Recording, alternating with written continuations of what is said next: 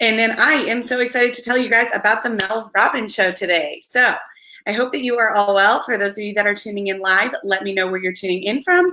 And for those of you that watch the replay, let me know that you are watching the replay. I'm very excited to be here with you guys today.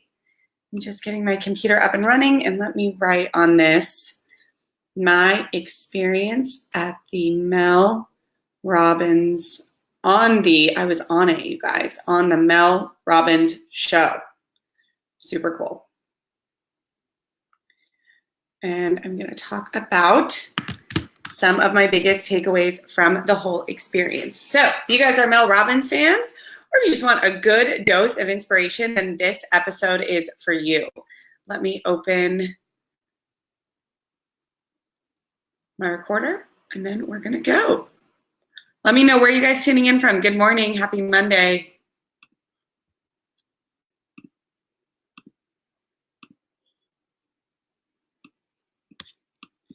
All right, team.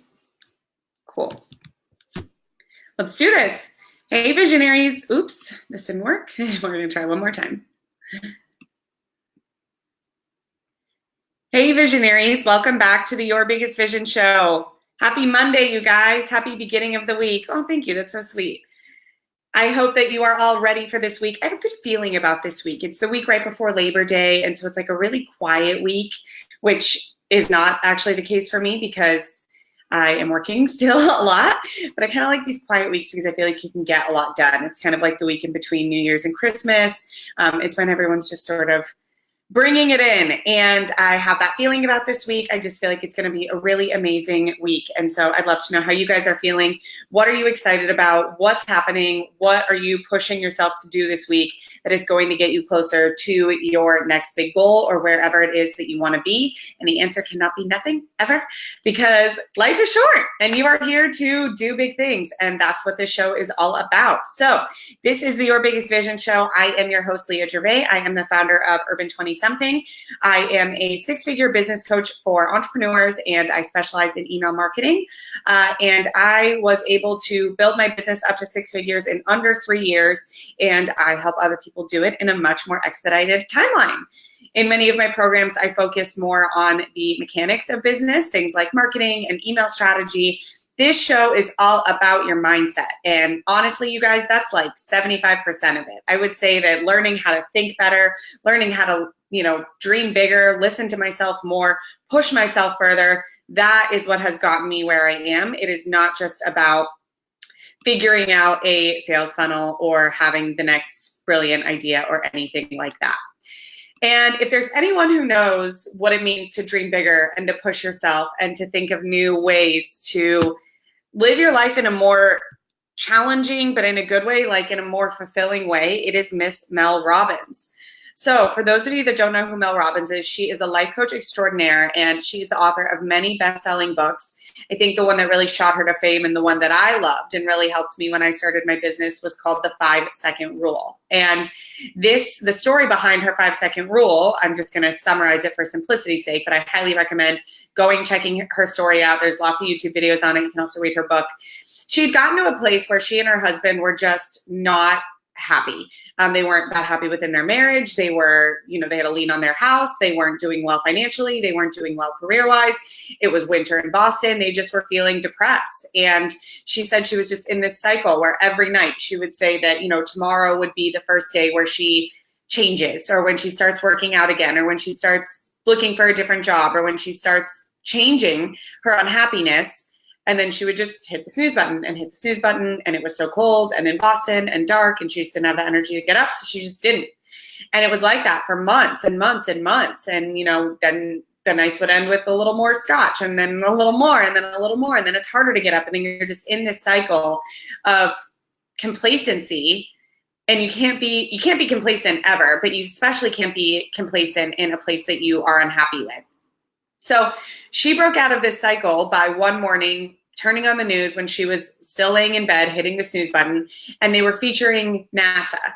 And the rocket was about to blast off, and before it did, they counted down from 5, 5, 4, 3, 2, 1, and then it blasted off.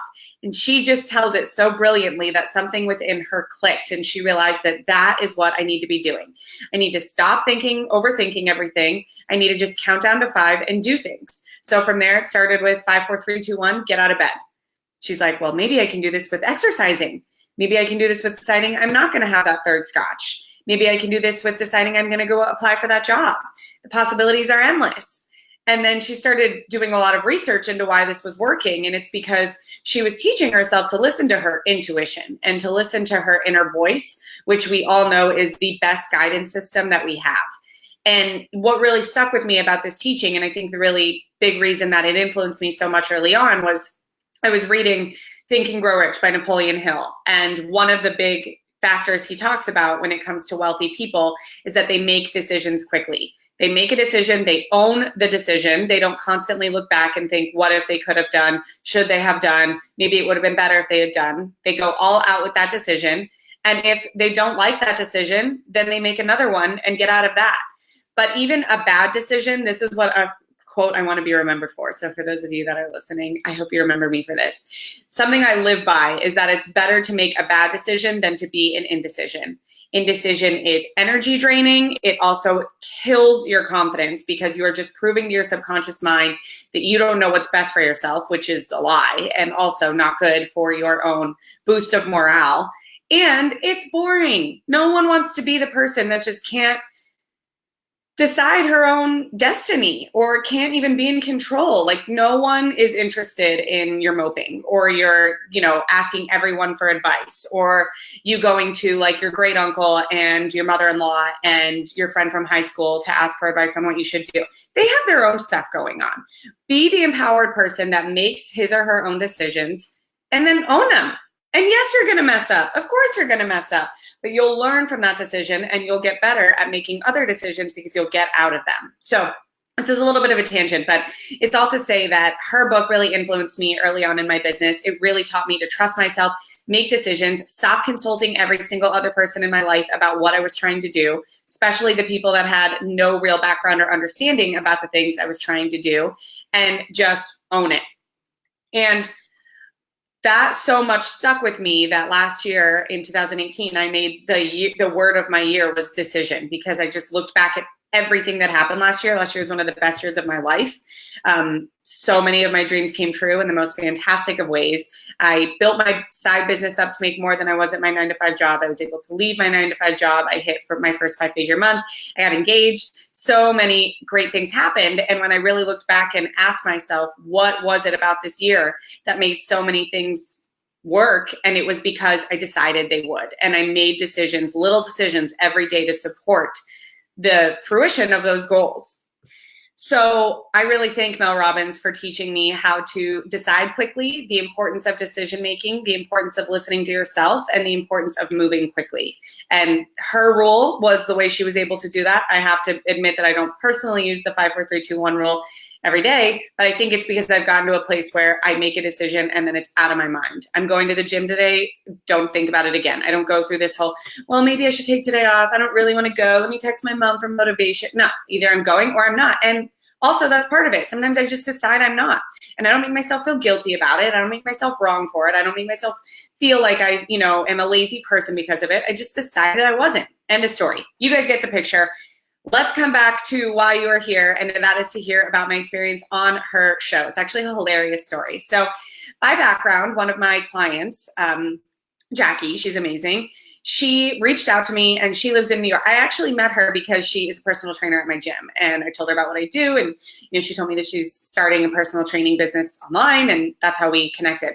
So she lives near me, and I see her a lot because obviously she's at my gym. So she told me that Mel Robbins is doing the preliminary season of her show here in New York, and it's airing in the fall, and that she, has this way to get tickets. So I go and I register to get tickets, and I find out the day before, it was a Friday that the show was airing. I had to go all the way to the west side of Manhattan, which if you guys know New York City, that means it's like the land away from any transportation or like civilization, but it's where those huge studios are. So I'm about to go over there the day before, and then that Thursday before, I get an email saying that I've been, boosted to priority seating or whatever. I don't even know what that means, but my guess was that at these big tapings, they oversell the tickets because they want the audience to be full. And then, you know, it's kind of first come, first serve. And if you get in, then you'll be one of the full ones. But if not, then they just need to make sure it be filled. So I go and I feel like I have this priority seating now. And it says we need to be there at 1, although I'm guessing, I think we knew that the filming didn't start till 2. But with my priority seating, it said get there at 12:45. So first of all, you guys can just know this about me. I'm like perpetually late. I'm just one of those people that's late all the time. So as a shock to no one, I roll up there at about 12:47. And even that's like pretty good for me. And I'm like, oh, you know, I'm part of the priority. I'm part of the priority. And I was told to be here at 12:45. I want to get ahead of like anyone else. And the ticket people were pretty much like, you should have been here at 12:15. Like 12:45 is when the priority entrance ended. And sure enough, I like looked on my phone and I had just read the ticket wrong. So I thought that I'm like part of this priority group and I'm getting there early and I'm going to have, you know, a for sure seat. And I'm even later than I thought I was. I missed entirely the priority window. I don't even know if I'm going to get in at this point, but you know, it is what it is. Nothing you can do about it at that point. So they let me and my friend in, my friend Alexis, who came with me. And we are like the 2 last people that they let in. And then we all go to this huge waiting room, this series of waiting rooms, actually. Some of them are like rooms that you have to go through different rooms to get to. So we're way deep in whatever studio, windowless filming situation, like warehouse this is. And I know that, you know, there's a low chance that we're going to get on. But it's okay. I'm still in a good mood at this point just because there's nothing I can do. So we sit there for like an hour and a half. And then at about 2 or 2:30, they start filing us up into elevators into the studio and we're going to start filming. And my friend Alexis and I are the last 4 to be let into elevators and to be let into the actual studio. And so there's 2 people behind us and that's it. The rest of the hundreds in front have already gone in. They're already seated in, they're filed in, etc. And so her and I get there. We realize when we get out of the elevator that we're still going to make it in the show. We're really excited. And they're filing, you know, the last people, the group that we're in the very back of the studio. There's this corner. And so it's just going to be in this, we knew we were going to be like as further away as possible because we are in the corner with the last group. And right as we're about to walk up the stairs into this ending corner, kind of like the annex area, some producer sees me, pulls me over and says, how many people are you with? And I said, just 1. My friend Alexis is very pretty. She has like big blonde hair. And he looked at her and he looked at me and he pulled us up and we end up sitting on the stage with Mel Robbins the whole time for the whole show. So we are like right on the stage on this like poorly constructed couch. I shouldn't say poorly constructed, but you guys know how these TV sets are. It's just like they just built this. I mean, it's a beautiful studio. I wish I had pictures, but of course they were very strict about us not taking pictures. We had to turn off our phones, everything like that. And her and I, with 2 others, are just sitting on this sofa on the stage with Mel Robbins. And there's a few people in front of us on a different sofa or like kind of in different chairs who Mel ends up like interviewing and, you know, they're big parts of the show. But in terms of the sort of general people there, no one except us 4 is on that stage. The rest of the people are in the audience. So that was totally serendipitous, and I'm super grateful that I was able to be on the stage with her. I got to hug her, I got to meet her, and I'm looking forward to showing you guys the episode when it comes out. But it was just, once again, a great lesson to remember, which is, you know, you don't ask if you don't get, and if you don't show up, then you don't get opportunities. And so even though I thought there was a good chance I wouldn't have even made it onto the show, and there was a good chance I wouldn't have even made it onto the show, there I was on the stage, and it never would have happened if I didn't just go. And I remember that day, it was like a Friday, and I'm getting married in about a month. And so I feel like up to my eyes in wedding stuff. Business is busy. I have not at all put the brakes on my business, even though I probably should, because I'm about to get married. This month, August, has been the highest month in sales I've had by like 2 times any other number. And so all this is to say, it's been very busy, and there was a big part of me that morning that was like, nah, I don't think I'm going to go. And if I didn't, I never would have gotten this experience. So I hope that you can take away from that to push yourself even when it doesn't sound fun or when you don't feel like going, because you never know what can happen. And from that, I want to tell you a bit about the actual show and some of the lessons I took away from Mel, even having read nearly all of her books, and I follow her on social media, and I feel like I know a lot of what she teaches. Yet there were still some things that really stuck out to me. So in addition to my own personal lesson, which is that you should say yes to things as much as possible, there's a few other things I want to share with you about her and her show itself, because you're going to love it when it comes out. So the first thing is to understand that Mel has this unique position where she has several million followers on social media, and her team are very proactive about communicating with them and interpreting what they say in a really cohesive way.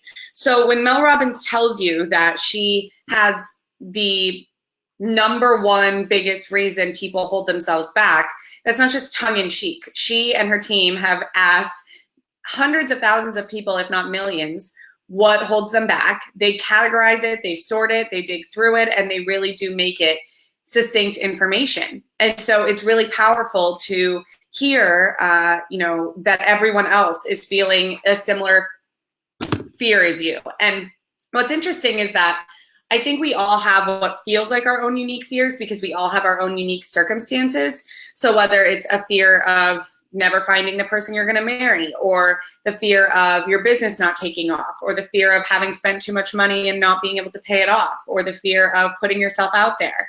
They can seem very unique because they're real to you and your situation, but more often than not, when you peel back the layers, they all come down to a common fear between all of them, which is a fear that you're not good enough.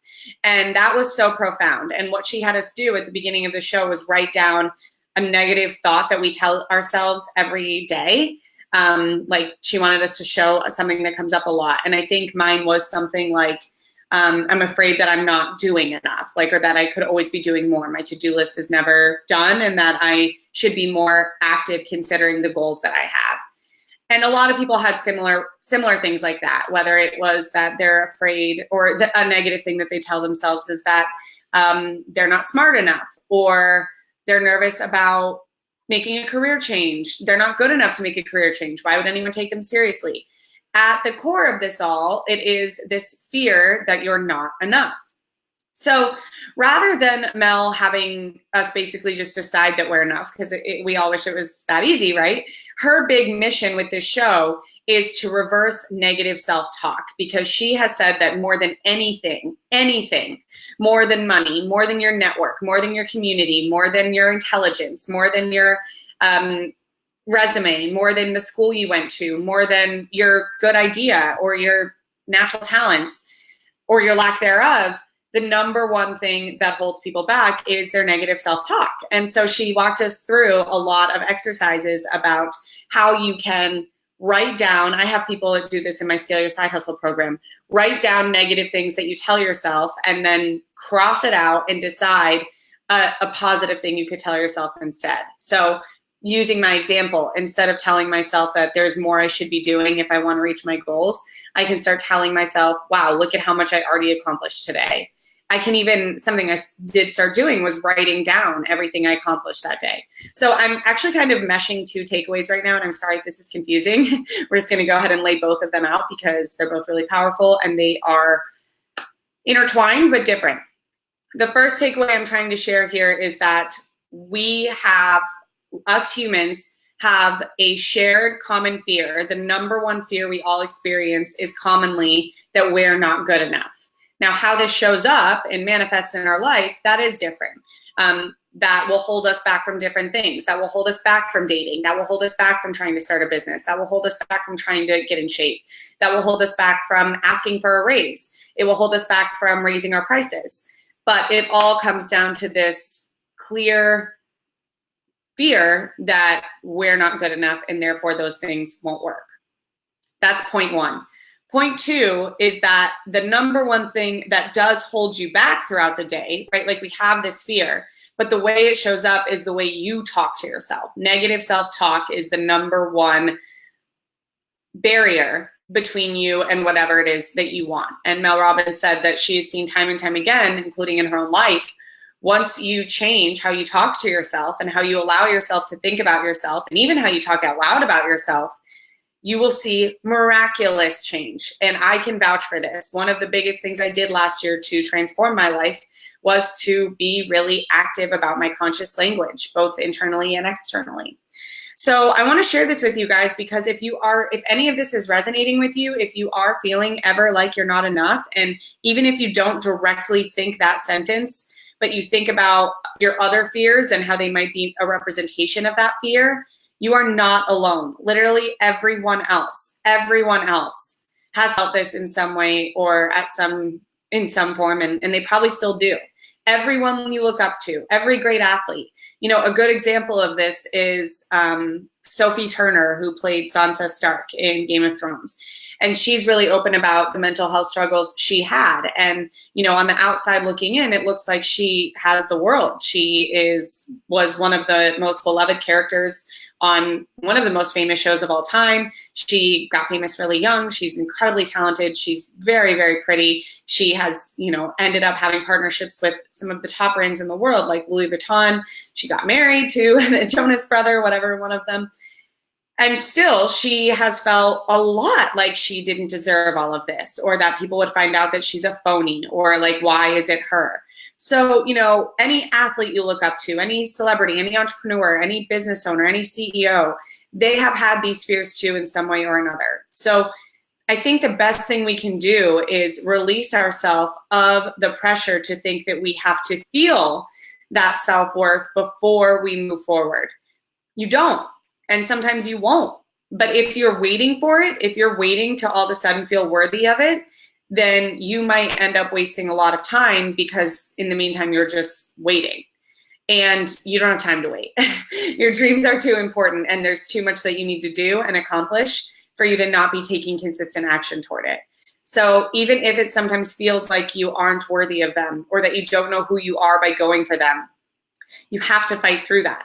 And the way Mel Robbins suggests actionably that you do is by deciding what you're going to tell yourself every day when your negative thought patterns come up, or your negative self-talk comes up, instead of things that represent that fear of not being enough.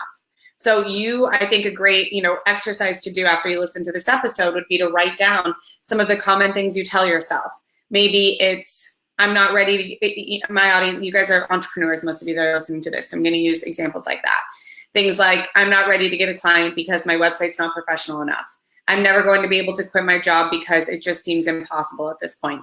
I've invested way too much money in my business and I'm not seeing it pay off yet, and maybe that's because I'm doing something wrong. Will I ever make this money back? I should be doing more. I should be doing better. I should have more of an education. I should have more of a background. I should have started at a different time. I don't know if people will like my social media posts. Anything that comes up like that, write what you're going to think instead. I started my business at the perfect time. Every day is a new lesson. There are possibilities about how my business can grow beyond what I can even wrap my mind around right now. People are going to love my social media posts, and if I don't put them out there, then how would anyone find out about that? I owe it to people to be open and honest and out there with myself. I'm ready. I'm amazing. I'm an entrepreneur. I'm doing what it takes to make my dreams happen. I'm not holding myself back anymore. I believe in myself. I know that I'm doing enough every day to move forward. If I just keep putting one foot in front of the other, then I will get to where I needed to be. Okay, this is gonna get me emotional. I feel like I can't go too long into this, because this is so dear to my heart, and it's just some of the most powerful and rewarding work I think any of us can do. And I also find a lot of comfort, and I mean, I don't know, I'm trying to figure out how to say this. I don't find comfort in knowing that everyone has fear, because I don't want everyone to have fear. I don't want people to feel like that.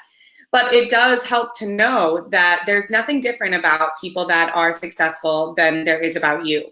You have to put yourself in the game. And one of the biggest ways you might be blocking yourself from being in that game is your negative self-talk. And it are the things you're telling yourself about what it would mean if you did charge that much, if you did quit your job, if you did put yourself in the game, if you did get on social media every day, whatever that fear is, that's what's holding you back.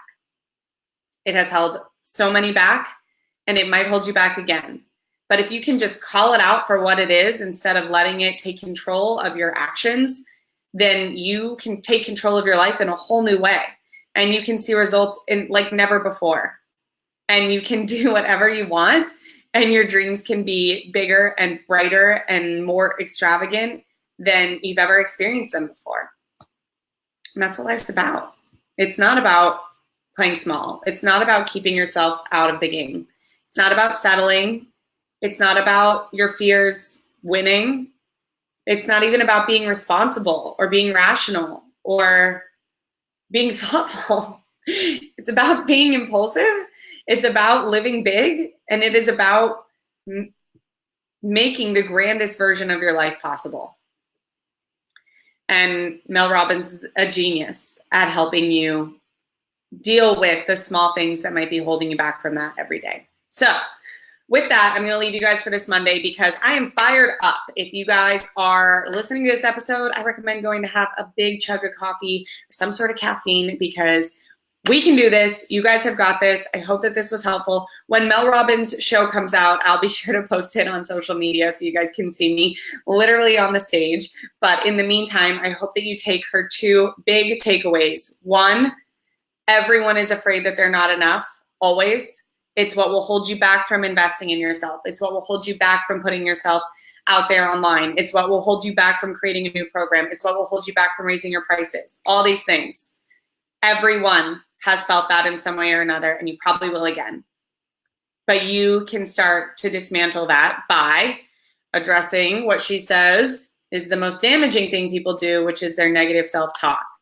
So today, start noticing, what mean things do I say to myself? What am I going to choose to think instead of those mean things? How can I change my thoughts to be in service to my happiness and not against it?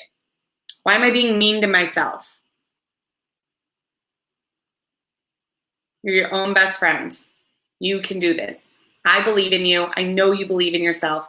Let's ride that wave all week and forevermore because life is too short to have anything mean to say about yourself. All right, you guys. This has been great. I hope that you guys liked this. And those of you that are just hopping on now, I highly recommend listening to the replay of this because I just talked all about my experience on the Mel Robbins Show. And for those of you that were here, I hope that you enjoyed this and that you're as fired up for the week now as I am. And I will talk to you guys very soon. We have some great interviews coming up in September. And if you ever have any requests for something you want me to cover on this show about entrepreneurship, about my journey, about getting to 6 figures, about mindset, about money, then let me know because I am in service to you all and I love hearing from you. And I'll talk to you guys very soon. All right, visionaries, have a good one.